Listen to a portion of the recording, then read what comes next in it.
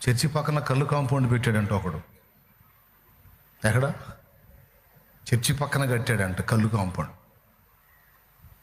వీళ్ళేమో స్తోత్రాలు, వాళ్ళేమో చండాల పాటలు. వీళ్ళు ప్రార్థన చేస్తున్నారు రోజు, ప్రభువా యేసు నామములో ఇది తొలగిపోవును గాక, యేసు నామములో ఇది లయమైపోవును గాక, యేసు నామములో ఇది కాలిపోవును గాక, హల్లెలూయా అని వీళ్ళు ప్రార్థన చేస్తున్నారు. ఆ కొట్లో కూర్చొని వింటున్నాడు, రోజు వింటున్నాడు. ఒకరోజు వర్షం పట్టింది, సన్న జల్లు స్టార్ట్ అయ్యి సడన్గా పిడుగుపడింది. కరెక్ట్గా కళ్ళు కాంపౌండ్ మీదే పడింది.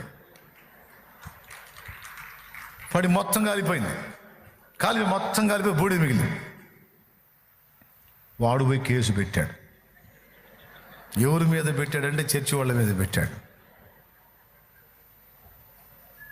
ఇద్దరు జడ్జి ముందుకు వెళ్ళారు. వీళ్ళంటారు మా మీద పెట్టాడు, మాకేం సంబంధం లేదని వీళ్ళంటారు. వాడంటాడు లేదండి, ప్రతిరోజు ప్రార్థన చేశారు వాళ్ళు, ప్రతిరోజు ప్రార్థన చేశారు, వాళ్ళ దేవుడే నా కళ్ళు కాంపౌండ్ తగలబెట్టాడు. వీళ్ళు అంటారు మాకంత సీన్ లేదండి అంటారు వీళ్ళు. ఇప్పుడు మీరు చెప్పండి, ఎవడు విశ్వాసి ఎవడు అవిశ్వాసి? దేవునికి స్తోత్రం కలుగును కాదు. ఇందులో విశ్వాసం ఎవరు అవిశ్వాసం ఎవరు? అట్లాగే ఈరోజు అన్ని జనుల్లో వాళ్ళ దగ్గర ఉన్న విశ్వాసాన్ని చూస్తుంటే నాకు రాబోతున్న రోజుల్లో భారతదేశంలో బలమైన ఉద్యమం రాబోతుందని అర్థమవుతుంది నాకు.